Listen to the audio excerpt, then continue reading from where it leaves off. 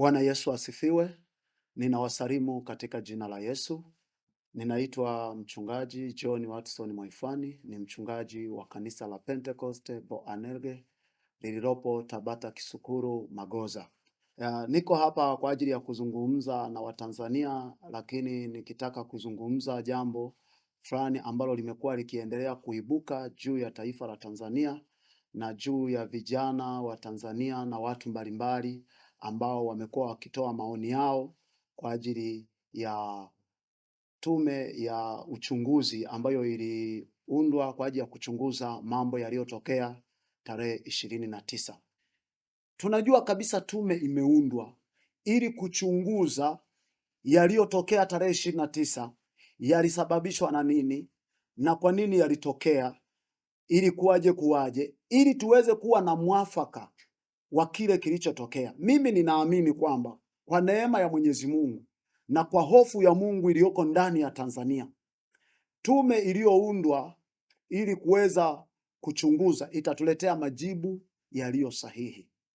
Wanaharakati na watu wanaokuwa na vyombo mbalimbali ambao wanachukua hatua ya kuanza kutengeneza maudhui ambayo yanaweza yakaleta uharibifu, yanaweza yakaleta kupoteza amani ya nchi yetu.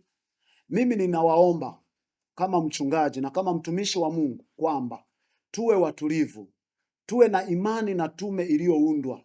Tuamini kwamba tume italeta majibu yaliyo sahihi, kwa sababu kilichotokea hakuna ambaye hajui. Kila mtu anajua kilichotokea. Kwa maana hiyo, wakileta kitu ambacho kiko tofauti, lazima tutajua. Lakini tusitengeneze majibu ya kutaka tume iyalete kwa wananchi ambayo yatakuwa sio majibu sahihi na yatakuwa sio majibu ya kimungu. Kwa sababu ninaamini mpaka sasa tume tayari hofu ya Mungu iko ndani yao, na nina uhakika kwa nguvu za Mungu wataleta majibu yaliyo sahihi. Wataleta majibu yatakayoenda kuponya mioyo ya watu, kuponya mioyo ya Watanzania ambayo iliumia, ambayo ilijeruhiwa, ambayo wengine wamepoteza ndugu zao, wengine wamepoteza viungo vya miili yao, wengine wamepoteza mali zao. Wote hawa wanahitaji faraja. Lakini je, tutaipateje faraja? Tutaipata faraja kwa kuchochea au tutaipata faraja kwa kutengeneza na kujengana? Kitu kimoja na cha msingi ambacho tunatakiwa tuwe nacho, tujijenge kama Watanzania katika hali ya upendo, ambapo tutakapojijenga katika hali ya upendo, tutatengeneza mazingira ya kuwa kitu kimoja.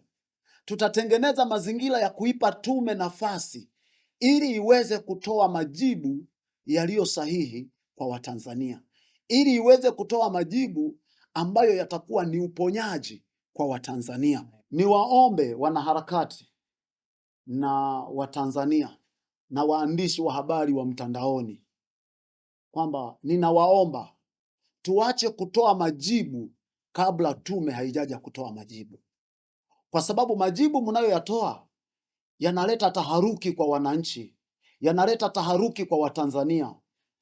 Wakati Watanzania wana maumivu, wakati Watanzania wana uchungu, wakati Watanzania mioyo yao inalia, sasa mnaleta majibu ambayo tume haijayatoa, yanakuja yanaleta taharuki kwa Watanzania. Kwa hiyo niwaombe wanaharakati, niwaombe waandishi wa habari wa mtandaoni, niwaombe wale watu wote ambao wanatengeneza maudhui kwenye mitandao ya kijamii, tuwe watulivu.